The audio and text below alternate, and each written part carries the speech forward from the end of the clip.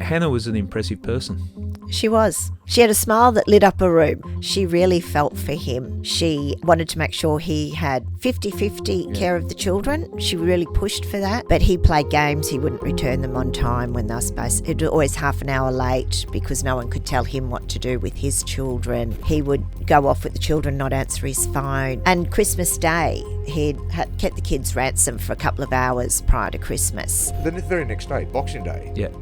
That's when he kidnapped Laianah. What were the impressions when they got together? I didn't like him at first. Yep. Because he was 11 years older. Hannah was 20, he was 31. And he was still living with his partner and child. I don't know whether Hannah said it to pacify me or it's what she believed from him. It was purely just for the child.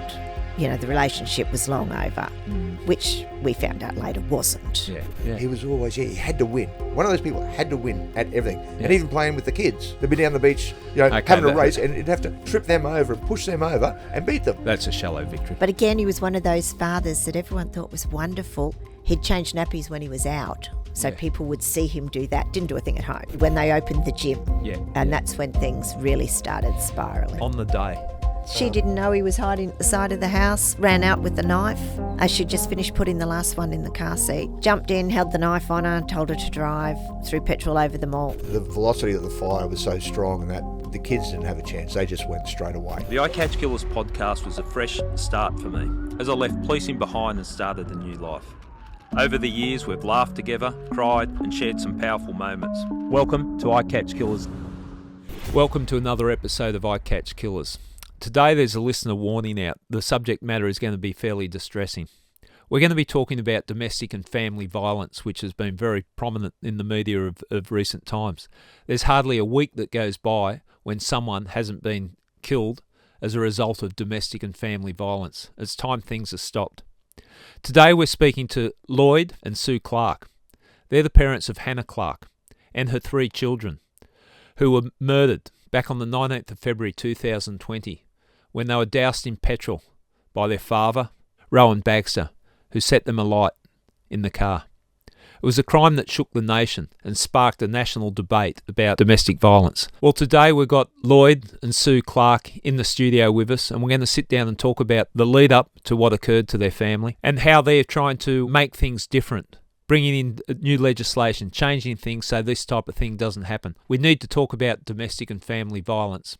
And Lloyd and Sue Clarke are people that have been touched on it in the most awful of ways. Sue and Lloyd Clarke, welcome to the podcast. Thank you for having us. Hi, Gary. Yeah, no, it's a pleasure, guys. And I think the first time we met was at that charity function, Small Steps for Hannah. And I've got to say it was an impressive turnout. A lot of people there supporting what you were doing for the Small Steps for Hannah.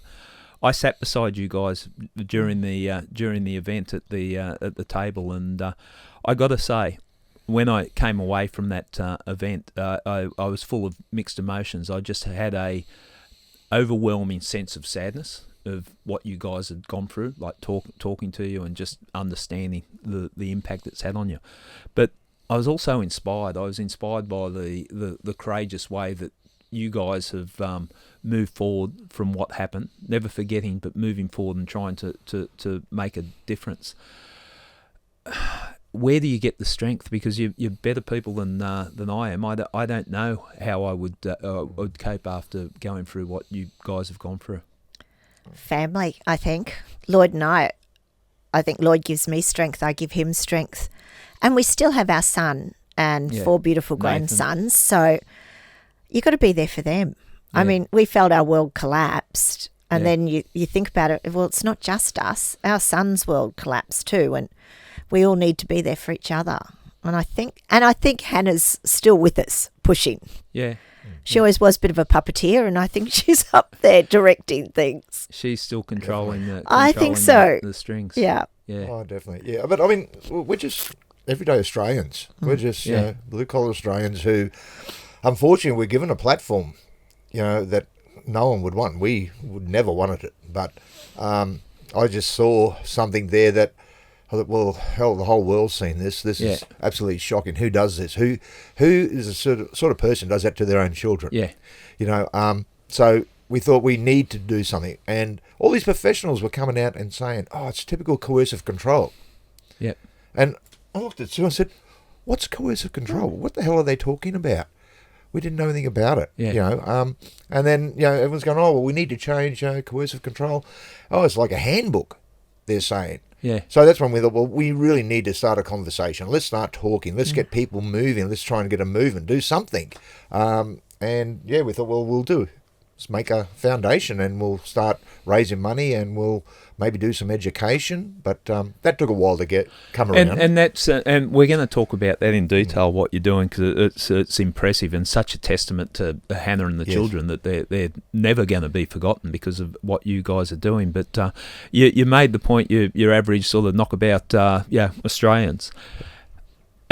I'm looking at that function, and I think you actually said that to me. You said, look, we don't know why we're thrust into this. You were the centre of attention of the huge function. There was politicians coming up. I think and the we hate the Attorney General. attention. We're not attention seekers, you know. Yeah, well, that's the sense I got. Like, you're sitting there, and I'm thinking, you two would just prefer to be at the local pub just having a quiet meal on your own rather than being the centre of attention. But you put yourself out there, and I got to say it's remarkable, and I've never ceased to be amazed with people that I came across during my career as a homicide detective, but people I sit down in the podcast, because I think, how do you get yourself out of bed the next day after something like this happens? But Sue, you said family, and I suppose that brings it on. You can't just forget the rest of the people. That's right. To me, that's selfish. I know I cry every day. Yeah. But I think you need to be there for the rest of the family. Everyone, we all need each other's support, really. Yeah. I see with you two still being together, because I've seen trauma and things in families before. And you made the point, Sue, that I'm there for Lloyd, Lloyd's there for me. Sometimes I would imagine you're in the dark place and Lloyd's got to be the strength, and then vice versa. Yeah. Is that how it plays out? It does. And we both understand. You know, I'll say to Lloyd, yeah, it's not a good day today. And he gets it and he just lets me be. Yeah. Talks to me if I want to talk, and he doesn't look at me weird when I just cry for random reasons. I think that's understandable. Yeah. Look, I'll say, and I don't use the word beautiful very often on I Catch Killers podcast, but I think your relationship is beautiful. And I'm not saying you're beautiful, Lloyd. we can only take it so far. But what I saw that day, that you were there supporting each other, and that it was an inspiration. And I've seen some shit in my life, but that, to me, I thought, wow, impressive people. So I think the other thing too, Gary, it was just before COVID hit too. Yes, that's right. A couple of weeks out, yeah, all of a sudden the whole world's just shut down. We couldn't go anywhere. Everyone had to be locked indoors. Yeah. So in a way, that gave us time to grieve. We could do what we wanted to do, what we did every day. Would get up of a morning. We had a couple of dogs then, and get the dogs and go walk up. And so we'd do a couple of Ks, and we just went further and further. And that's what we would walk, talk, cry, you know, why is this happening? What are we going to do? You know, all those questions. We just sorted it out in the bush, spotting koalas, wallaby here and there, and having the dogs with us, you know. So that gave us a bit of solace. We had no pressure. People couldn't come around because everyone was locked down. Yeah. That makes sense, because I did get the sense that you'd been thrust, you put on this platform, and then that would have been the recheck that you could just step away and heal yourself. And it's interesting that you say just doing the little things, getting up each day, because I speak to people that suffer post-traumatic stress, whether it be military or police, and the narrative seems to be, you got to just keep doing something. You've got to start. You've got to get up in the morning. You've got to get a routine. You've got to just keep stepping forward. Is that the sort of thing that you guys hung on to? Definitely. Yeah, we've always been routine people, so it does help to keep that routine. Another thing too, Bob Atkinson got in touch with us pretty well very early in the piece, and wanted to know whether he could help. And he said, look, I've got this book. You know, can I give you this book to read? Yeah. And it was about trauma. Yep. And it was very good. It sort of put a few things in perspective for me, you know, learning about how, you know, people moved on from, Yeah. get their kids being killed by gang members and, whatever, sort of. So I thought, well, yes, you've got to be like John Wayne. You've actually just got to get up, pack your bag up, get on that horse and start riding and, continue on. Yeah. You don't get over it, but you've got to move on. You can't just sit there in a hole and just think, well, life's doom and gloom. Yeah. Let's try and make it a better world. Our world's collapsed, but let's try and make that doesn't happen to anyone else. Mm. And the sad thing was, 12 months later, Kelly Wilkinson went nearly the same way, so he sort of copycatted. Yeah, it must, and we've just come from one. It was on the north coast of New South Wales. Oh, yeah. Recent times where the father's killed a 2-year-old child. I would suggest every time you hear that, it would reopen the pain again. It does. And I cry every time. Yeah. And sadly, it just happens too often. Doesn't Way it? too often at Too the often, moment. Yeah. That's A what we need woman to every educate 4 days. and need to talk about it. Well, I think we now, as a society, and it takes, politicians react to the voice of the people, sometimes a bit slowly, but I think they're understanding now. The media have got hold of it, like enough is enough with what's going on with domestic and family violence. We've got to circumvent it. So we'll talk during this podcast about your thoughts on the way that can be done, and we'll have an interesting discussion there. Let's talk about Hannah and the children first of all, because I think that's they haven't been forgotten. They shouldn't be forgotten. Never. No. Yeah. I've got to say, in preparing for this and knowing everything that I do about the matter, that Hannah was an impressive person. She was. She had a smile that lit up a room. Yeah. And she would put her troubles behind and put everyone else's in front. She was always there to help people if she could. Yeah. And people didn't know what was happening with her. I knew a fair amount, and as it got worse, I knew more, because she would ring me up and she'd just had to get it off her chest and vent to somebody, and which made it very difficult for me to then be civil when I would have to face him. But yeah, Hannah, people loved her, and we were surprised after she passed how many people came up to us and said, "Oh, Hannah served me in the." She worked at Athlete's Foot. Hannah sold me shoes. I'll never forget her. She was so bubbly, and though she wasn't perfect, but none of us are, No. Sue. None of us are. But that comes across. Yeah, that comes across in the way that she conducted herself. So, did you see that in her personality when she was a younger child? Like Oh, yes. She always a shining light. Watch me. Me. Yep. Oh, right. Yeah.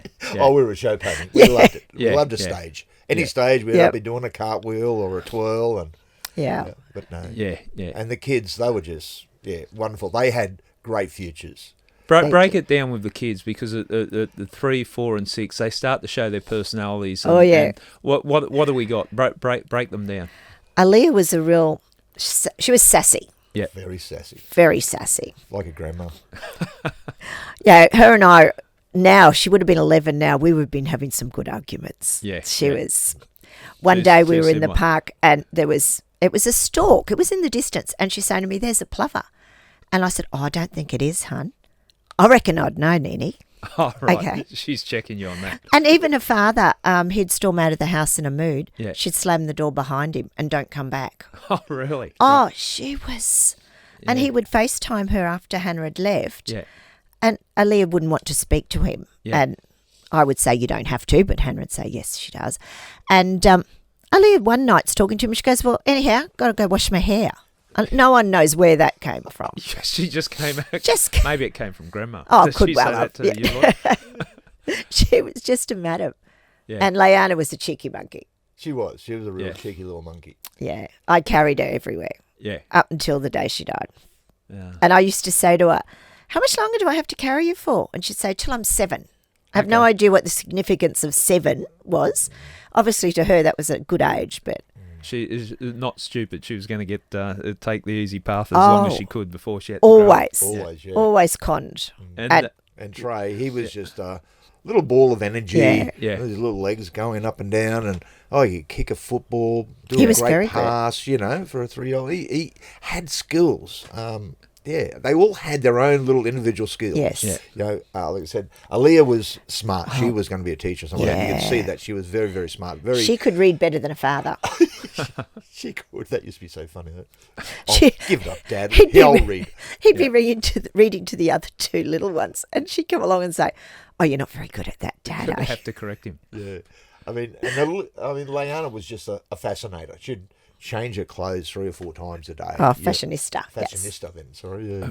Isn't it the fun at that age, at those early ages, that they're showing their personality, and you can almost go, okay, I know where this is going to cause us grief during the teenage years. This is going to be, But you sound like you were very close too. Like, We were. what were the dynamics in the family? Like, how often did you see them? And A couple of times a week. Yeah. Well, I had them every Friday, yeah, and Saturdays we often spent with them. yeah, Saturday mornings Saturday at the mornings, gym. We'd do a gym class. We used to do body classes with him. Actually, he was a very good gym coach. Yeah. But just a total lunatic. But knew his stuff. yeah, And always sort of said, you need to move, you need to be flexible, you need to be able to get up and down off of the ground, especially as you get older. Because he'd get old people come and say, I just want to lift weights, I want to build up my biceps, I want to cut down. Yeah. I said, but can you get up and down off the ground? Easy enough. Oh, why do I need to do that? Well, you need to do that for your kids, for your grandkids. yeah. So it was good in that way. And the stuff that we did was good. I really enjoyed it. But it was just his carry-on. He expected everyone to be like an A-grade footballer, or a top athlete. Yeah. But we just wanted to go there and spend a bit of time, do a bit of fun, and have a bit of a workout. Didn't have that emotional intelligence to understand what people wanted. Just before we move past Hannah and the children, and another thing that came out, the generosity of spirit of Hannah, in that even when things were going bad, she still saw the importance of the kids having the connection with the father, and even had empathy for the father, that he's missing the kids and all that. Was that her nature, that empathy? Very much so. Yeah. She really felt for him. She wanted to make sure he had 50-50 care of the children. She really pushed for that. But he played games. He wouldn't return them on time when they were supposed. It was always half an hour late because no one could tell him what to do with his children. Yeah. And then he started to misbehave like that, and she couldn't trust him. He would go off with the children, not answer his phone. And Christmas Day, he'd kept the kids ransom for a couple of hours prior to Christmas. Yeah. And I forbid him to come Christmas Day, but Lloyd and Hannah talked me down and said he's the father, he's entitled to be there, he should be there. I thought he'd lost his chance. In my books, you get one chance. Yeah. But, they talked me around. And he was very good on the Christmas Day, I must say. Yeah. It's interesting that you say that, and Lloyd and Hannah saying, well, you say, there's no clear path, is there? No. It's a judgment call. No, the I whole was thinking time. about myself. If I was in his shoes, I'd want to see my kids on Christmas Day. And I thought, okay, you can come for a couple of hours. I said, when I went around in there to see him, he said, well, come on in. I said, no, I don't want to come in. Yeah. I said, I'm just telling you now, you're welcome to come over, for Christmas morning. So the kids can open their presents, be there at 6 o'clock or whatever it was. And I said, have a couple of hours and, But we couldn't get rid of him. He was there at 11 hours. Doing the right thing. I think a warning sign, and we talk about this like domestic and family violence, is when any partner, whether it's a female or the male, starts using kids as manipulation in a relationship breakdown. They were pawns to him. That to me speaks so much about the quality of the person. No matter what's happened in the relationship, the kids shouldn't be used as the pawns in the relationship, and it's a warning sign, and it's something that says something about the character of the person, that they're prepared to use the children as a bargaining chip. Well, the very next day, Boxing Day. Yeah. That's when he kidnapped Laianah and took her away. So he was very good one day, but in the back of his mind, obviously he was thinking what he was going to do the next day. Hannah said, I'll take the kids down. They got skateboards and scooters for Christmas. Take them down along the river and they can ride them down there. We said, we'll come too. Then he said, can I come along? I wouldn't mind coming. So he said, yeah. And we said to Hannah, we'll come. She said, no, it's fine. And of course, what does you do?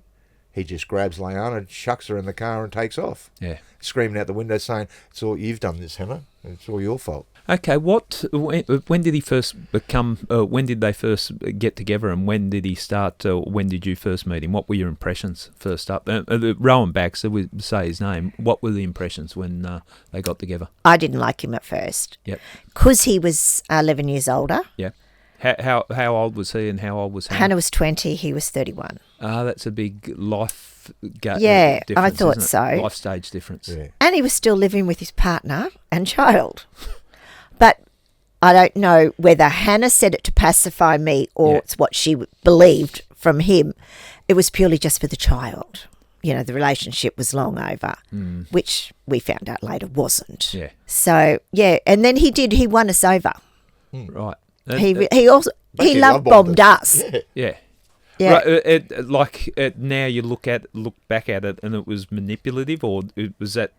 Do you think it was genuine when he said love bomb you? He was the perfect person for He you. had a plan. Oh, yeah, I think he was out to win us over. Yeah. But he would invite us to dinners and places. And Hannah would even say to me, "I didn't want you to come." Yeah. I said to him, "Don't ask him." But he would. So, yeah, he eventually won us over, I must say. We thought he was lovely, and we thought he genuinely loved her. What about Hannah's brother Nathan? How old was Nathan at the time? What was his sense of it? He would have been 18. Yeah. Okay. He didn't particularly like him. Yeah. And they clashed quite a bit, because Nat's very good physically, like in gymnastics and trampolining, and that was one thing that Rowan always wanted, to be like that. He was very good at lifting weights and things, but not flexible, couldn't do somersaults and flips and things. And so he would have prided himself on his physicality, and Yes. then young Nate comes didn't along appreciate as it an at 18-year-old and can do this and do that. And, Yeah. Live nearly the same wage, can nearly run the same speed, but and it could do flips. Yeah. Standing back salts and stuff like that. So that's what he wanted to do. So he used them to help coach him, and so he could get it. Right, okay. And he was quite a show pony, Rowan. He'd be on the beach, and once Hannah actually taught him how to do a back flip. Yeah. And he would do them on the beach and think he was hot stuff. And it'd be funny, and he'd say to Nat, "Oh, you should do it." And Nat would be like, "Don't need to."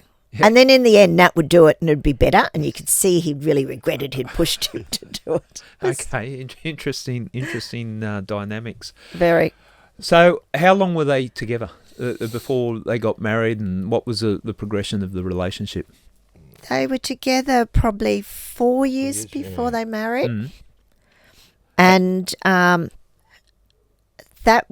he was prepared to propose to her. He actually had a ring hidden in my cupboard. Probably 12 months prior to that, didn't he? Before he actually proposed, because Nat ended up getting engaged, and he didn't want to follow on Nat's footsteps. It was all a bit of a thing, so he held off. Yeah. Did you that like a relationship? You've got your daughter; she's 20. You're thinking, okay, well maybe it'll just peter out, and you can't tell them what to do, so you got to let it run its natural course. When it got to the fact, okay, well they're making a commitment to be together now in a marriage. Did that cause you concern, or did you think, okay, well maybe it will work? What was going through your mind? I thought it would work. At that stage, I'm thinking, He wasn't showing his true colours. Yeah, we didn't see any of those warning signs, red flags. I think, occasionally he had a road rage fit while we were with him, and I thought, geez, he's got a sharp temper. Yeah. Didn't really need to crack off at those people for that. Or get out of the car and kick the door. Just get in the car, mate. Don't let it go. Well, again, little warning signs. They were the things. Then further down the track, 3 or 4 years down the track, I look back and go, well, shit, I should have seen that. There was little signs there. This rage that just came out, and if he got beaten at the gym doing a WOD, he'd find some excuse why he got beaten, or the other one didn't count properly, didn't do their numbers. So he was always, he had to win. One of those people had to win at everything, and even playing with the kids. Yeah, they'd be down the beach, having a race, and he'd have to trip them over and push them over and beat them. That's a shallow victory. And I go, mate, come on, let him win once in a while, will you? Well, maybe, and what we're talking through, and I think maybe people take these things away. We talk red flags. We see them now. Hindsight's a wonderful thing, but we talked, and this is later on where they manipulate use children as a pawn. But if you got someone that's road rage, I've never understood road rage, and people think I'm a cranky person, but I haven't got time to get caught up in road rage, and I'm always astounded why some people just lose their shit because someone's made a mistake in driving the car. That's right. So so if people are listening, if you're looking at someone and there's road rage, well, have a deeper look. What's going on there? So they get married. The wedding passed without incident. He was very involved in the wedding. Yeah. Which that shocked me. Most men are quite happy to turn up on the day. Leave me out of it. Don't, I'll turn up. I put my hand up for that one. Yeah. Oh, no, he had to taste all the food. He picked the venue, all of it. And I offered him $10K to go and elope because it would have been a lot cheaper for us. Yeah. Said, here's $10K. You're going to America. Get married over there in the do chapel it or whatever. There. No. We want to have this big night and what? Because he doesn't, and I don't know him. I've only trying to get a picture of him, but he doesn't strike me as a person that it would be for his own sense wanting too concerned about the wedding. It's almost like he's putting on a show. It was. Oh, it was. It was, especially in hindsight, looking back. Yeah. It was. It was a big production too. Look how much I love Hannah. Yeah. Look what a beautiful person I am. I'm a romantic, and the wedding's just got to be perfect. Until he opened up the what do you call it? The wishing well. Yeah. The next day. Yeah. Oh, geez, such and such didn't give us much, did they? Oh, do you know how much they're worth? And they didn't give us much. Okay. And we tried to explain to us that, look, you had the wedding down at Kingscliff, so people had to travel down, spend a couple of nights there. Yeah. So you're being graced by their presence. You've asked them down. You got to think you're not going to get a hell of a lot because you've made them travel, spend money. Yeah. And then spend more money on you. Well, that might be another warning sign we had: road rage and not gratitude for gifts given. Like that's weird, isn't it? Like it is. It certainly is. Was there concerns? Did his demeanour or did the relationship change when they got married? In that I've got you now, I don't have to impress. Not straight away. No. And Hannah was pregnant when they got married, as it turned out. Yeah. By accident, actually. Well, she was up for a new script of The Pill, and she said, he's really old and I'm young. I'm not going to renew the pill. She was wanting to have children. Yeah.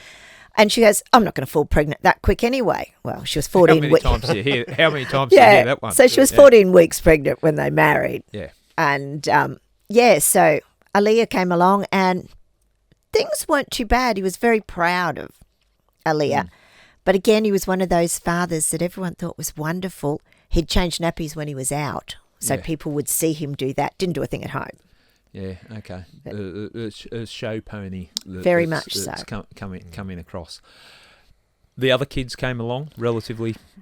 Hannah was pregnant with Laianah, when they opened the gym. Yeah. And that's when things really started spiralling. Now, with that, and what I understand, they opened the gym together and people gravitated towards Hannah. Yes. But Rowan, it was hard to get clients because of his demeanour or his, lack of emotional intelligence or understanding of human nature. Yeah, he was like a drill sergeant. Yeah. At first, yes, they had a lot of clients. They had everyone came. We had a big open day, and he signed up a lot of people. But unfortunately, like I said, with that drill sergeant attitude and not giving leeway, we're saying, mate, do the challenges even. Get the big people in and train them down. They're going to come for 12 or pay for 12 weeks. Hey, if they don't come, they don't come. Yeah. Oh no, he didn't like that. Like if you paid your money, you had to have an excuse not to be there. Yeah, which was just silly. He still had numbers. I said, mate, you're getting paid for it. What does it matter? Let's just move on. Let them go and then do it again and get more people in. But I think we worked it out right near the end. He didn't care about that. He didn't care if the gym sort of failed as much because it was his gym. Yeah. He could train when he wanted to train, and he could train however he wanted to train. No one could tell him what to do and how to do it. So he was king. Yeah, I get a sense, and he wanted to be the man. But like, as in my gym, look at me. Everyone that comes in's got to look at him. And I've seen them in gyms, those type of things. I reckon they're wankers that strut around. And no one can be better than him. Yeah. It was his gym. He had to be top dog. He had a problem with people who actually had earned a lot of money, who had money. Yeah, yeah. Oh, how did they get all that money? Oh, they should, But he would like to, crawl up to them and get their money off them and get, give them vouchers or get to go to their restaurants or stuff like that for free. Yeah. But he always, what's that word? He just hated people who had money because he never had it. And when he got money, he would just, instead of paying bills, he'll shout coffee or come on, let's go for splash lunch. It round He'd splash it round. And we go, mate, you got bills to pay first. And we'd walk out to their house at Chandler and there'd be all these letters hanging out the letterbox, and we'd get them out and walk in and go, I think you got some bills here. Oh, and you could see they've been sitting there for a while. Yeah. Oh, don't worry about that. If you don't look at them, you don't need to worry about them. I go, hey, hang on. You need to pay your bills. Yeah, that makes sense. Look, we're not psychologists, obviously, but it's starting to paint a picture, isn't it? It's this bravado. It's very narcissistic in the way everything's about him. And, again, warning signs. If people are looking at it, like someone that's... it seems to me like he didn't want to actually pay his dues. He just wanted to reap the rewards and, wanted people to look up to him. And he's the man. He runs a gym. He's got money. He's got life. He's got this beautiful wife. He's got these kids. Perfect relationship. It's a lot of just pretense. It was. And that's what he did very well on social media. Oh, yeah. Social media, you always pull up those photos of having a great time with the family. Look at us, and Hannah looking good or whatever. But he was very prudish, though, with her. Yeah. Like, she could wear a bikini down the beach, but wouldn't let her walk off the beach up to where the showers are to have a shower off. Yeah. She had to put something on. Again. But he could photograph her in the bikini and post it on social media. Yeah. But that shows, and it's interesting. I didn't think the conversation would go this way, but I find it fascinating the sense of the type of person he is. That jealousy is just that's it. Is shown there. Like if you're with someone, you love someone, you celebrate their joys and all that. But he wanted Hannah's mine. I own her, and I don't want anyone looking at her away from me. Like that's what she comes. dreaded his birthday every year because he would just be unbearable, because a lot of the boys would have a dig. Geez, mate, you're punching above your weight. What are you doing with her? And every year someone would say it. Yeah. And that'd be it. Oh, she dreaded it. Really? So I think that's where it was going. Because he was getting older and slower, he was starting to worry that Hannah was a lot younger, and then the things started getting more. He started more controlling as it went from there. Yeah. Okay. If you look, I suppose if you sat down and did a timeline, and I reckon, like Sue said, every birthday he'd get crankier and crankier. He's losing a bit more hair, which Hannah would point out and he didn't like. She would find little. So he had this, to me, sounds like a very insecure, fragile ego, but it was all bravado, but there wasn't much substance under scratch the surface. Very true. And so everything was sort of attacking his deluded sense of self-worth. Yes. Yeah. Yeah. Well, again, if people are listening, we know people of this type, and if the relationship's not right, don't go down that path. Hannah, just on that, Gary, I'd just like to say, people do know someone like that who's working that way. Don't be a bystander. Yeah. Stand up and say, hey, let's go and have a conversation. Let's have a cup of coffee. Let's sit down and have a beer, whatever. But talk to them about it. Yeah. Say, it's not cool. Yeah. We don't want society, going down the path that we're heading now where there's not a really fair relationship anymore. Yeah. People are just having a go. They want to be king or they want to do this. What's happened to respect? Well, that respect is something, and I think, and the conversation we had the other day, Lloyd, we're talking about, men have got to sit down with other men and go, mate, the way you're treating your wife or that, it's not on. Because invariably we stand back and go, oh, it's their business. This is a male way of dealing with things. Like women get into the nitty gritty of it in the conversations, but we as men just go, it's not real good unless we're confronted with it where we have to step in. We tend to avoid those conversations, and I think sometimes things can be circumvented if people get in there and call someone out for it. He did have a dig at me when Hannah left, and he said, "Mate, why didn't you come to me and say something?" I said, "I couldn't." Yeah. I said, "I tried. We tried." I said, "Every time we try and talk to you," I said, "you just go off the handle." So I think if you've got someone like that, that's when you've got to red flag them, and they really need to get help. So you've got to get them to a professional person to try and help out. To get help. When did it get to the point when, and Sue, you said Hannah started confiding in you. When did it get to the point where you guys thought, okay, we got problems here, this is getting out of control? After Laianah was born, it was starting to get bad, and Hannah was getting ready to leave, and then she fell pregnant with Trey. Right. Which I think she was in denial because no one found out she was pregnant till after 4 months. Right. And I think she was not wanting to be. Yeah. And that trapped her again, especially when he found out he was having a son. I could imagine the ego would have gone into overdrive. Sure did. Yeah, my son's going to be everything I couldn't be. Oh, yeah. Yeah, he was hard on Trey. Trey couldn't be a sook. And Trey was a mummy's boy. You know, he's only little. Yeah. But again, that's a personality. I can see it a mile away. You're going to be bigger, stronger. Yeah. Yeah. Okay, so stuck in that situation, and again, this is just life, isn't it? This is the way things roll, and you can understand. Hannah would be trying to hang on to some degree of hope that we can turn things around. You've got 3 kids now. People are vulnerable in a relationship like that, especially women, to walk away, break up with your the husband, and you've got 3 kids to look after. And you're told you're a bad mother, and you're going to damage those children. You have no idea what damage you'll do to those children to take them away from me. Is that's the narrative that he was feeding her? So and into a good person that can be soul destroying. Yeah.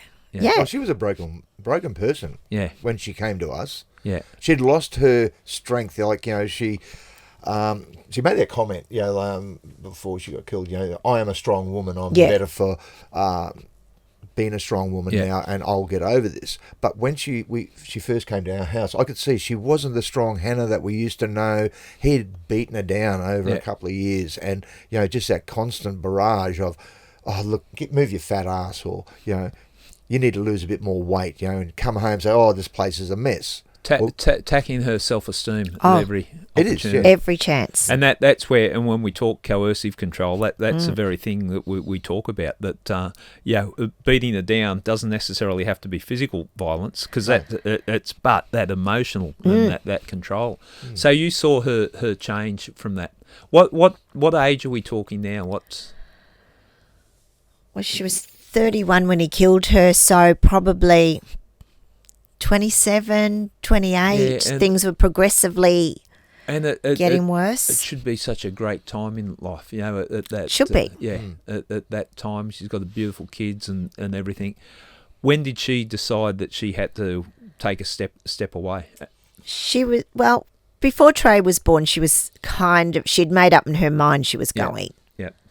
But it took another 3 years before she actually had the guts, I suppose. And she knew. I kept saying to her, "You can come home any time." Yeah. "Oh, Mum, there's no room, and I made my bed, I've got to lie in it." And I'm like, You don't. And it was hard. It saddens me because she just comes across as such a beautiful human being, and I can see all those emotions from a decent, kind, nice human being, and that she's stuck in that situation. So how did she actually muster up the courage to say, "This is it"? Took quite a while, didn't it? It took quite a while. We'd 3-4 prepared months. for a bit over 6 months. We were preparing. We got bunk beds in, and Hannah actually started buying some clothes she was never allowed to wear and screwing them at our house. And she got her passport and the kids' birth certificates and things, which she was slowly leaving at our house, so she had us safe. And there would be quite a few times she said to us, "Okay, this weekend, I'm leaving." And at the time, she was starting to suspect he had listening devices in the house because he took her away one weekend. Yeah. Had this romantic I don't holiday know if there's planned. any evidence of it, but I wouldn't put it past someone like that with that sort of obsession that would have monitored her in some way. They found 8 iPhones in the house after Hannah left, strategically put around. Yeah. That's scary, isn't it? It is. And, well, she knew this one time before she left, it was Torium Pro, which is actually coming up. She'd qualified to compete, which is quite a thing. And he hadn't. He wanted to go individually. He hadn't qualified. And she had for a team. For this was for, sorry? For Torium Pro. Right. So big CrossFit Games. And he hadn't qualified individually. So he decided he'd be in her team. And she didn't want him. And she was apologising to one of the team members while driving her home, saying, I'm sorry, he's such an asshole, blah, blah, blah. And she got home and he had a go at her. He knew what she said. He didn't And listen. the excuse was that Aaliyah must have been playing with Hannah's phone and somehow sent it to him. Yeah. And Hannah knew that was... So he dropped out of the team thinking that would mess it up for everybody. Hannah was at the gym taking the 5 o'clock class in the morning. Hannah got home. Him and the children had disappeared and wouldn't answer his phone. So she was hysterical, rang me. I came over and she thought he may take the kids to the coast. That was their happy place. And our son and daughter-in-law live at the coast. So Hannah rang Stacey, our daughter-in-law, to say, could you keep an eye out, see if you see him? But none of us realised Nat was back from the mines. He'd gotten back a day early. Nat had answered the phone. And anyway, when Rowan finally came home, he said to Hannah, I can't believe you called your mother and your brother. Right. So if he'd checked her phone, she'd dialed Stacey's number, but he knew Hannah had been speaking to her brother. Okay, so he was doing covert electronic listening. And turning up at places where he shouldn't have known she was. And so was there any suggestions of getting police involvement in this point in time, or was the plan just to I'm out of here and I'm living with my parents or I'm going here, but our relationship is finished? There was no involvement from police at that point in time? She didn't want to. She was so scared any involvement would antagonise him and make things worse. Yeah. So, and even when she had said she was thinking of leaving to him, it was for a break. Yeah. She would never say it was forever. Okay, because and I understand that because I don't think she would have been able to walk out the door if she said, I'm never seeing you again. Oh, no, because he said there was no way she was to take his children. Yeah. And that wasn't happening. Yeah. But eventually, after a lot of mistries, she was at the gym early one morning and she was talking to Nikki and Lou, two of her close friends, and she was talking about she's got to go, how bad it was. And then Nikki just said, well, is he at work this morning? Because he was not going to work either. Yeah. So that he could keep an eye on her. And Hannah said, yeah, he's actually gone today. And with that, Nikki said, right, okay, we don't need to do our gym class. Let's go. And Nikki kind of took control. Hannah Good on her. went into the house. The kids were allowed she went and got Aaliyah out of school. Yeah. And the kids were allowed to pick 2 toys each. And she left the house with 3 garbage bags for the lot of them. And they left Hannah's car at the local McDonald's down in Nikki's house because he didn't know where Nikki lived and spent the night at Nikki's house. Okay. Just in case if he had a tracker or something on the car. Yeah. And knowing the way that you guys have described him and what we understand, he would have been in a fit of rage at this. He would have just lost his shit over. Yep. He was in a rage, and then it resulted into sobbing uncontrollably. He was ringing me all day. Yeah. Do you know where she is? He was angry at first, and I was saying I have no idea. And then he would ring me crying. Oh, this is killing me. I need my children. I in one of the many forums that have covered Hannah's story, there was talk of how many people he would phone and just cry and cry. Oh, yes. I think it might have been Nate that said it on one of the shows that he did. He found out that he'd phoned people just on the peripheral and just tell them, making himself out to be the good guy, being the victim. Yeah, that's right. Oh, he played the victim very well, but he wasn't the victim. Yeah. And he started people he disliked and hadn't spoken to for ages. He rang to tell them his side of the story. Yeah. It was. There's that clip that has been publicly shown where he and Hannah are pulled over in the car, and the car's out of the Regger, which I put my hand up ever since they've taken those stickers off those windows. Yes. Bring back the stickers. It'll save us all a lot of money. Yes, it would. But no, they were just not good at it. That would have been probably the second or third time we've Probably had the to pay third their time. rego. Right, okay. Yeah, he just let it go. And it was always her car too. Yeah. So they had two cars. Yeah. And then, of course, you would have seen that in the footage. Yeah. If you picked it up, he goes, but it's her car.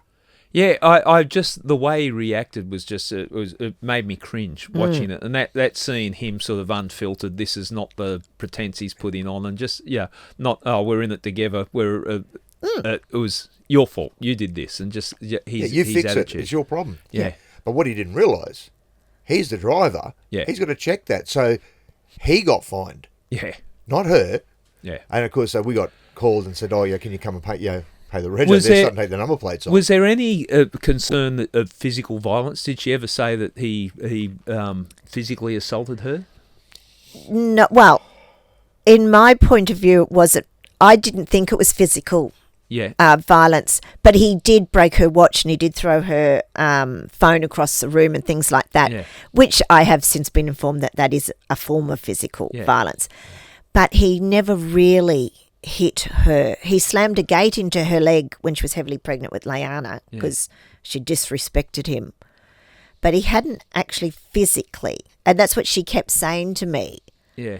But he's never hit me, Mum. And therein lies the misconception that with all these domestic violence situations, and that it's got to be physical. That we've got to see the woman with a black eye to what happened. She walked into a door. That type of narrative. And that's what hit us so hard was, why didn't we know about this? Why didn't we know this coercive control is so dangerous? That coercive control, and speculation here, we're just sort of brainstorming, but he seems like such a manipulator. He knows that if he slapped her or there was a bloody nose or a black eye, police are going to be involved. He's going to be charged. He's going to be shamed. He's going to be the wife beater, all that. He knew I would come after him. Well, I'd say there'd be a lot of her fit mates that might come after. I know, I'd be more worried about her. Oh, right. Okay, Susan. So he was scared. And in hindsight, I look back now, I actually said to him on their wedding day, if you hurt my daughter, I will hunt you down. Yeah. There's nowhere you can hide. And I don't even know why I said that. Yeah, I obviously had an inkling. Had that inkling. But therein lies, and the coercive is so manipulative. Like, it's not the dumb bloke that's lost his temper and slaps someone and then gets charged, and it's control.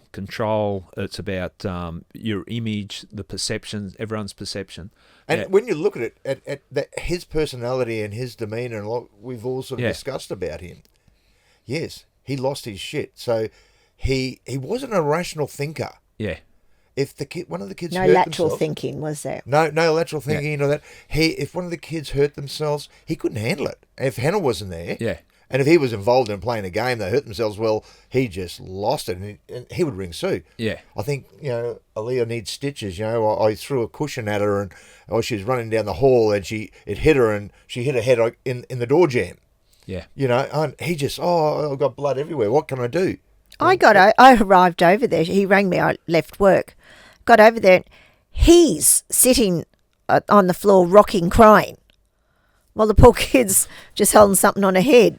Because he couldn't deal with it. So, I had to take control of the poor kid, because he's saying to me, can you come? Because Hannah was at the gym, and he said she only wants you, because she wanted Mum, but Hannah wasn't there, so then she wanted me. Yeah.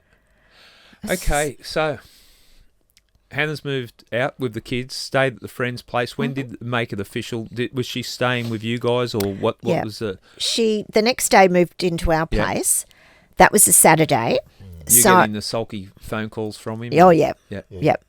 So she moved in on the Saturday with us, and then the Sunday she was talking to him on the phone. Yeah. And she said to me, I'm going to go and have a coffee with him. And I'm like, are you sure? Yeah, it'll be all right. So anyway, they went and had a coffee. Next thing, she comes back with him, and it's like, let's all have Thai for dinner. And Lloyd and I are looking at each other, and... Yeah. Anyway, Lloyd and him went out and bought the tie. And I said to Hannah, are you okay? She said, no, I'm not. She said, but I'll go home with him tonight. And then in the morning, when he's at the gym, I'm going for good. So I don't know why she felt she had to go back that night. And she was begging me to go to the gym so that things look normal. Yeah. And, she went home that night with the kids. And the next morning, as soon as he left at 5 a.m, she was up and drove down to her brother's house and stayed there for about 3 days. That's, again, it goes in, and you talked about the self-esteem being chipped away with all the negative comments that he'd throw out there, and he still had control. That it just come back for one night, we can talk about it, and you can see how people weaken to that. And well, while she was at her brother's, yeah. She'd just put the kids down to have a sleep, and he rang her. And Nat turned around and she's picking all their stuff up frantically. And he said, what are you doing? She said, I've got to go home. He said, I have to go home. I've got to bring the kids home. And Nat said, no, you don't. You don't have to go anywhere. And he kept her there. But I liken it to almost like an alcoholic, the victims. I could hear Hannah on the phone to him, and I could hear her weakening, almost like you have to have that drink. It was, and I would say to her, if he rings you and you feel you've got to go back to him, ring me or Nikki, and we will almost talk you down. But you know? I think that's a valid point, Sue. I think they are broken down. They're almost brainwashed, addicted to that toxic drama that has been their life. That's well, right. they've been controlled. Yeah. And what they say is gospel. Yeah. What they think. But they don't realise, because they've been beaten down, it's been drummed into them. Yeah. You're no good. You can't live without me. The kids can't live without me. They need their father. I am the best, and away you go. And everything that I understand about Hannah tells me she's not that person, but that's how destructive that type of manipulation can be. Yes. And I think what happened was at the end is she finally put that wall up. She learned to put that wall up and say, no, I'm a strong woman. I'm not going back to you. You're never going to have me. Yeah. And I don't ever think she ever said that to him because Yeah. it was always, we'll just give it 6 months. And by then we're hoping he'd meet someone else and move on. But she got to that point, and I think he just started spiraling. Then he realised he wasn't going to get her back, or the kids. Yeah. So then that's when he formulated his plan. It was all premeditated. It wasn't a spur of the moment sort of thing. It was premeditated what he did. Yeah, police involvement. Then I was heartened by the fact there was some good commentary about when Hannah went to the police that someone fully understood what was going on, because I cringe, and I think we're at the point where we've improved with policing. I talk across the country where someone walks in, well, there's nothing we can really do. People are starting to understand the dramatic effect that domestic and family violence. But do you want to tell us about when she went to the police and she was very buoyed by the fact that the police officer seemed to understand and care? She certainly was. I wanted her to go and get a DVO, as we call them in Queensland, out on him the day she came back and moved into our place. And she was so scared that would antagonise him. But I managed to talk her into at least go up to the police station. Yeah. Talk to the police, see what you can do, and if you have a case. And he got a lovely young policewoman at the front desk who I suspect may have been a victim at one stage in her life herself. So she really understood what was going on. And Hannah was telling her about being forced to have sex every night, and she was like, oh, honey, that's rape. Yeah. You could have him for rape. And she was writing it all down, and she was so wonderful. And she agreed not to do a DVO, though she did tell Hannah she had plenty of grounds to take one out. And this police woman also worked at police beat at the local shopping centre. Yeah. And she would pop in and check it on Hannah at work regularly to see how she was. Oh, that's Hannah came home after that first visit and said to me, she believed everything I said, Mum, and I'm not going crazy. And, I can charge him with rape. Yeah. And she was just... It's interesting that was Hannah's thought process, and I can understand someone if they're being beaten down like Hannah had been and just manipulated. You start to think, am I just making this up? Am I looking for something more in the relationship that's just not normal? But you've been told that too. Yeah. And perpetrators, and he was good at it. He would do something, and if Hannah then brought it up, it was, oh, that's not what happened. Yeah. No, I didn't do that. And So she then you starts start to to second guess. Yeah. Exactly. Okay, so the situation where it got to the point where Hannah was killed and your three children were killed, was there something that was a catalyst for that you think, looking at what happened? What stirred that on? All I can think of is on the Saturday, we'd had a great family day down at SeaWorld. The whole family, and Hannah had posted it and how wonderful things were. And I don't know, he seemed quite upset after that. But then again, when the inquest was on, right, some facts came out there that we didn't know about. Yeah. And one was they found this message on his in his notes on his phone. Oh, that's right, yes. Now, that was dated back, and it was like a... Australia Day. Yeah, Australia Day. But it was like, what do you call it? Not a confession. No, but more of a... It was almost a suicide note from Hannah. A dying declaration or... Yeah. From Hannah. Yeah.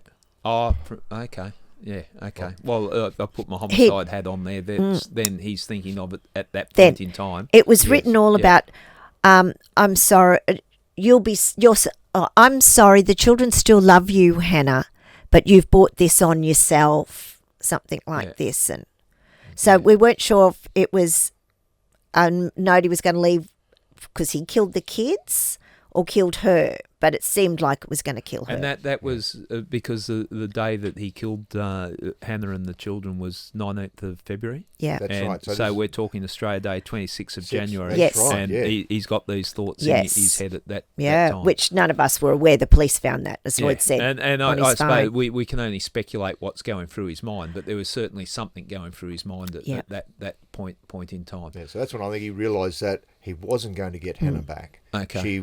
She's had this wall now, she's strong, she's got the kids. And the thing is that, he was never ever not going to be able to see the kids. Why could he not just let them live their own life and he have his life and still see the kids and be part of their lives? Yeah. But he had to have this 100%. Like he said, I want the kids 100%. How are you going to survive? How are you going to do that? And I'd actually said to him, when he had the children, I would be more than happy to be there to support him. Yeah. If he needed anything done to help. But he wasn't seeing things, laterally then. So that's what I mean. He couldn't get it through his head. All he had was that one vision, that one thing. That's all he wanted to do, and his way or the highway. And look, a couple of things.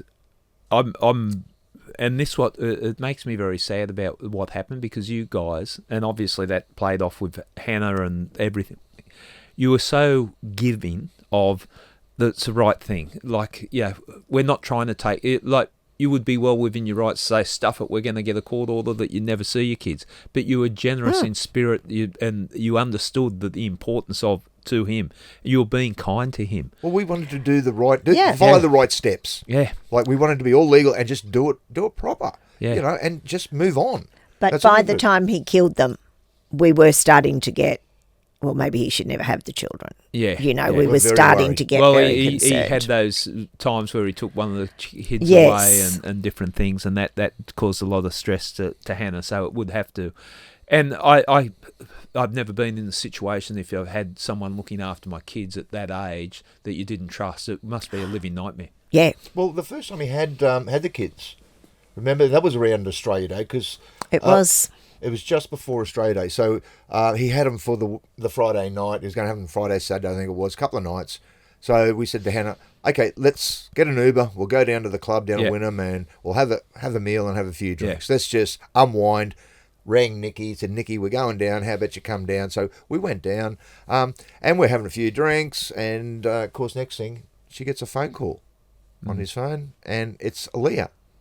Yeah. Yeah, Dale, what's going on? Dad's got us in the car and he's taking us somewhere. I don't know where he's driving. It's dark and... Yeah, it's 8:30 at night. I'm thinking, well, why isn't he got the kids in the car?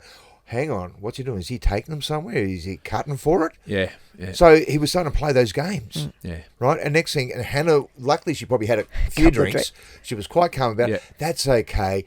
You know, he's probably taking you to a fun thing. You're taking you with somewhere Daddy. fun, you know, and she didn't put any excitement in her voice or, you know, threatening and that. Just, it's okay. And then before she could say anything else, Aaliyah, this is how smart she was. She goes, hang on, we're just going past Bunnings. Oh, yeah, no, he's taking us back home. Oh, yeah, now. I can see the exit on the freeway. Yeah, smart kid. You know, isn't it? that's how good she was. And with that, he So that snatched just the foiled phone it. off the child. Right. It just foiled the whole thing. So he was doing that to try and upset Hannah. Yeah. He obviously knew that she might have been out. I don't know whether he knew she was going out or whatever, but he just thought, I'll just put some fear into her.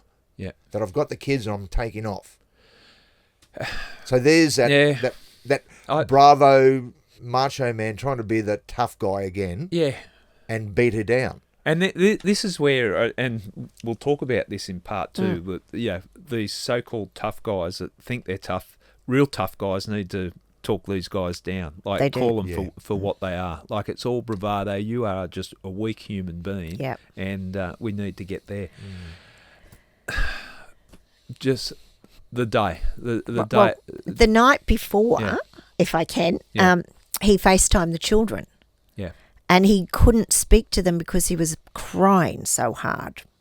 Yeah. And like Aaliyah's just, he's crying. Like, and the kids, and in the end, Hannah said to him, I'm going to hang up unless you talk to the children. Yeah. This is no good. They don't need to see you crying. And then she had trouble sleeping that night because she thought he was going to kill himself. Right. And she was really, really concerned about that. Her empathy comes across even in that stage, but again, that's a manipulation, isn't it? It is. I'm going to. He often threatened to kill himself. I would imagine that would be part and parcel of his. If you don't come back, I'm going to kill myself. Yeah. That would have been rolled out to the point of ad nauseum. Okay, on the day, people know about it. You've spoken about it, and I feel uncomfortable sitting here bringing it up, but I want people to understand what we're talking about here, and I'll say it that in a car he doused Hannah and the 3 children with petrol, didn't douse himself with petrol, driving round, driving past someone that Hannah thought might be able to help and call out, and on that basis it escalated from there, and he set the car alight. Yeah. She didn't know he was hiding at the side of the house, ran out with the knife. She'd just finished putting the last one in the car seat. Jumped in, held the knife on her, told her to drive, threw petrol over them all. And the idiot didn't realise that she'd get a bit of splashback from petrol, so he got petrol on himself. And she just got down round the corner and she saw Michael, a neighbour, actually washing the car, and he had a hose. Yeah. So she screamed out to him. Yeah. And she only had her window down. And the car windows were tinted as well, so no one knew there were kids in the back. Yeah. One of the guys who was putting a sign up, he saw the cover on the window. Yeah. And it clicked to him that there's children there. So he raced over and sort of, because they had the door locks too. Yeah. On it. Yeah. So he only saw Hannah. Yeah. But Michael sort of got to the door and thought, what's going on? And he had, I don't like to say his name, but shithead had Hannah in a bear hug. And she's trying to get out. Yeah. Michael sort of got the hose in his hand, looked and thought, what's going on? Trying to process it. And next thing, all of a sudden, Hannah broke free. Yeah. And he said, I think I got my hand to the door. I didn't even get it open. Next thing, there was this almighty flash. Yeah. And that was enough. You know, he went back. His face got burnt. Hannah came out, burnt, on fire. Yeah. Hose on her straight away. Get on the ground. Doused Hannah. Kept the water on her. Then looked around, saw him get out. He's covered in fire too. So he went around, put him out. Then the car actually must have got out of gear, started rolling and back. Exploded. It just gone up in flames. Talking to Dr. Rashford and a few others, they reckon the velocity of the fire was so strong and that the kids didn't have a chance. They just went straight away. Yeah. So there was no... That was always my biggest thing was I hope the kids didn't suffer. They would have been so terrified because, especially Aaliyah. Aaliyah seemed Aaliyah to would get have the known what car, was going on. Freaked. Yeah. Just freaked. So at 8 o'clock, I actually got a phone call from Hannah. Yeah. I'm on a job site trying to look at a job and a lot of noise going around, and I'm saying, yeah, hello, Hannah, you there? What's going on? Yeah. Hello. And I could hear the kids, but it wasn't screaming. It wasn't. They just seemed to be talking. Yeah. So I thought, okay, it's just a bum dial. The kids mucking around. So I hung up. Yeah. And then, about an hour later, I get a phone call from the neighbour saying, Detective Sergeant Scott Thompson's been around here looking for you. What have you done? I said, geez, I might have a speeding ticket, but I don't know why detectives chasing me. You don't have to confess now.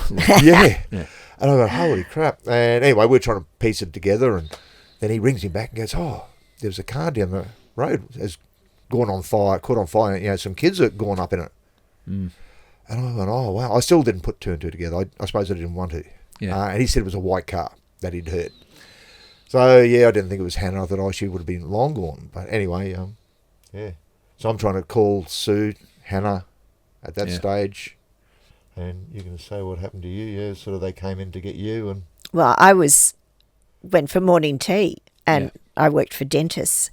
And one of the young dentists was flicking through Facebook, and she stopped. She went, "Oh, Sue, 3 kids have been burnt to death in a car in Camp Hill." Yeah. And I just knew. And then she read on a bit more, and she went, in Raven Street.